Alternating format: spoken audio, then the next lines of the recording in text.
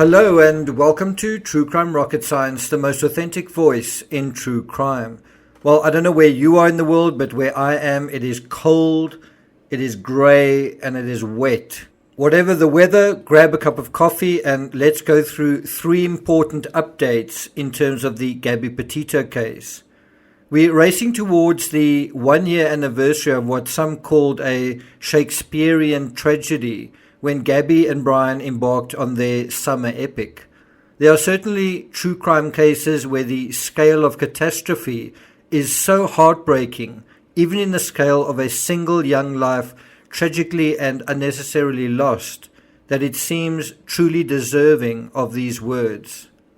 Well, the Gabby Petito case is emblematic of the Shakespearean tragedy. Oscar Pistorius is another, and at the end of this analysis, we'll deal with current intertextualities to a third.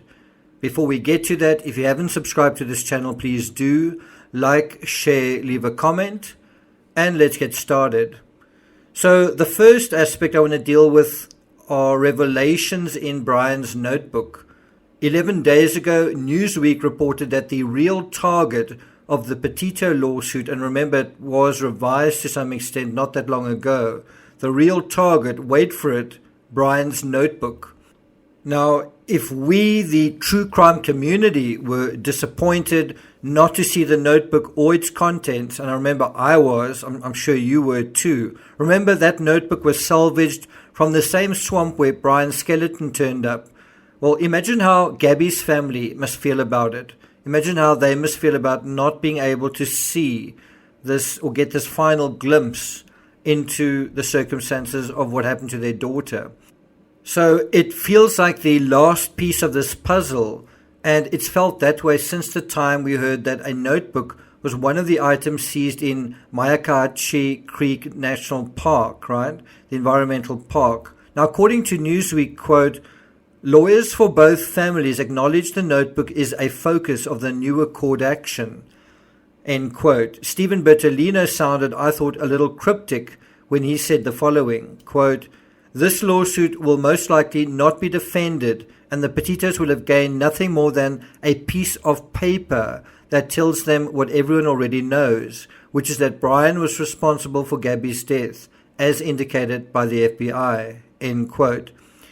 Now, Patrick Riley, who is representing Gabby's family, is confident they will obtain the notebook, and he told NBC News, quote, we will eventually get Brian Laundrie's notebook and writings, end quote. Is there more to Brian's notebook than a mere confession? There might not be, of course, but one has to wonder, if the notebook was a non-starter, why not release it? On the one hand, perhaps one can argue it's just par for the course of the Laundrie simply remaining closed off to the media. I mean, the non-release of the notebook. On the other hand, and this is dipping into some of what I know about another artist, Vincent van Gogh, who makes little appearances here and there in Gabby and Brian's van life mythos. Think about an expressive, if introverted artistic type like Brian. Wasn't he likely to have expressed himself quite clearly? And I believe we will see that not only in notes in his notebook, but in drawings. We have a hint of all that in the sketches he shared on Instagram, as well as in the books he was reading. Books like Lullaby, which we were on the verge of reviewing and analyzing on this channel when True Crime in Real Time took over. And that brings us to the second point, a Lifetime movie. Is it too soon for a Lifetime movie? My honest answer to that is, it's never too soon when it comes to true crime. I say that more as an observation than my own opinion, but probably a Lifetime movie will be better served after the lawsuit is settled one way or another. But what we'll likely see is another documentary covering that final aspect to the puzzle. Incidentally, the Petito case remains a puzzle and remains puzzling, even if certain aspects have been clarified. A recent example, well, Adam Pinkersowitz, who confessed to killing the newlywed couple from Utah. According to CBS News, and this is from about 11 days ago, quote, authorities on Wednesday publicly identified a suspect for the first time and said the man has since killed himself.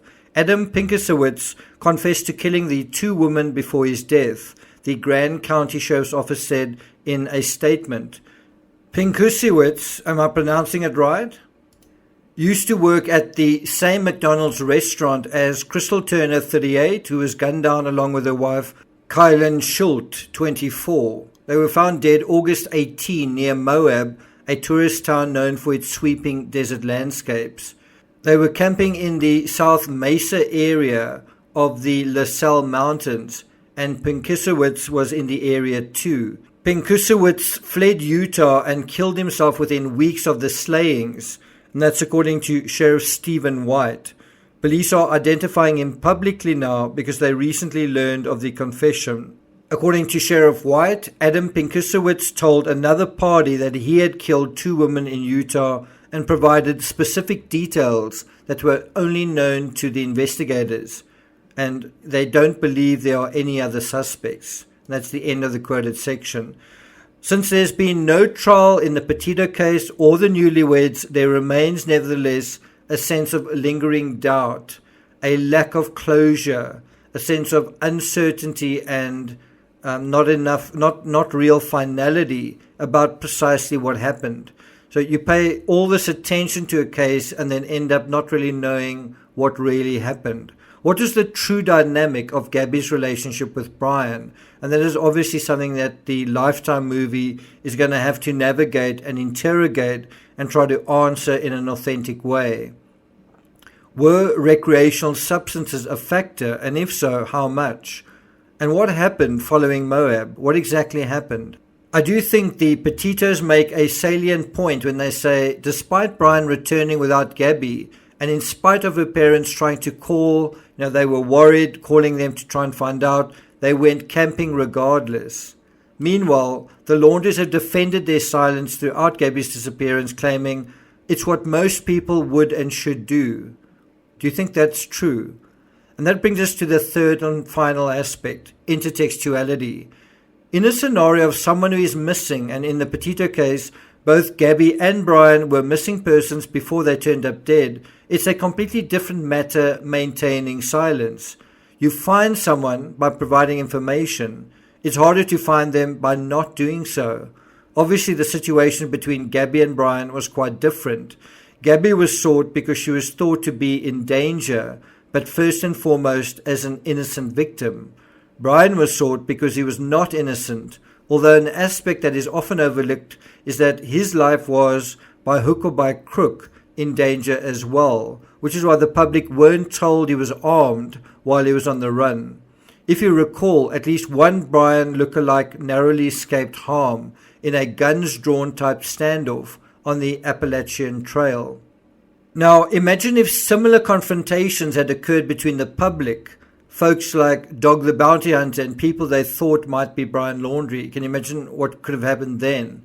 Finally, I want to compare Gabby and Brian to Johnny and Amber. I'm pretty gobsmacked that no one is, but attention spans are unfortunately not very long. When true crime demands excellent short-term memory, that's also known as explicit memory, attention to details, as well as long-term recollection, also known as implicit memory. Long-term memory is also a kind of unconscious thought process. In any event, the Moab incident and the Depp vs. Heard trial have much in common. A scenario where both parties are apparently injured, a scenario where the male makes jokes and makes light of the incident while nevertheless blaming his partner, while the female appears emotional to the point of being regarded as histrionic, that is to say, either unreasonable, irrational, or nonsensical, and she's also reluctant to blame her partner. In the Moab incident, the authorities believed him, the male figure, while projecting their own narratives onto the situation. And obviously, this was a situation mostly of male figures finding the way they felt in terms of that situation. As we all know now, the primary aggressor ended up being not the one who the authorities initially believed to be, quote-unquote, clearly in the wrong. As a result of the mistake at Moab, both Gabby and Brian lost their lives. This mistake was made despite trained officers talking to both parties at length and coming away with a particular assessment which the officers on scene reached consensus about. Well, they were wrong. And it turned out Gabby's tears were an emotional reality that the officers misinterpreted, misread, misunderstood, and underestimated in terms of their real value regarding the seriousness not only of the situation, but her situation in particular.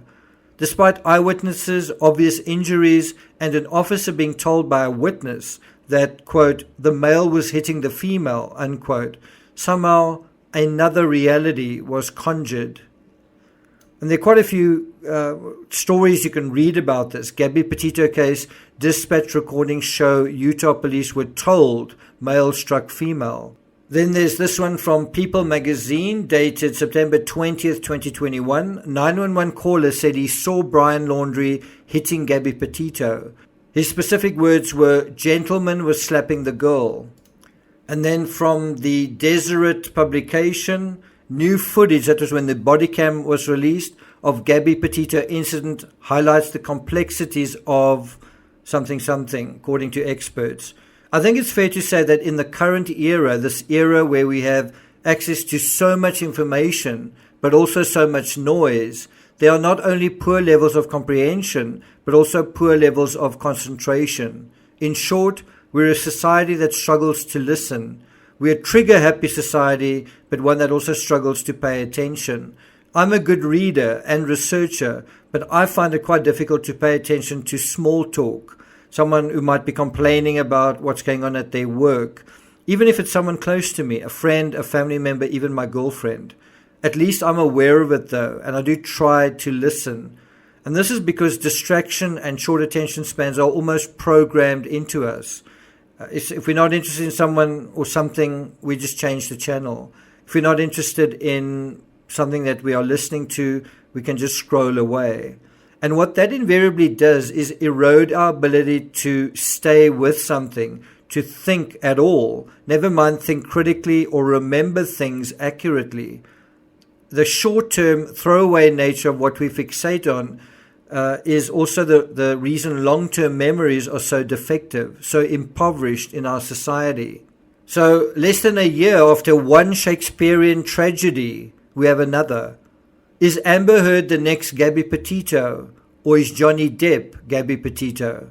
Your answer depends on your ability to read emotions, and unfortunately, much as we may congratulate ourselves and our chosen experts for being professionals, for being foolproof at lie detection and truth recognition, not very many can. Thank you for listening, and I'll see you guys next time.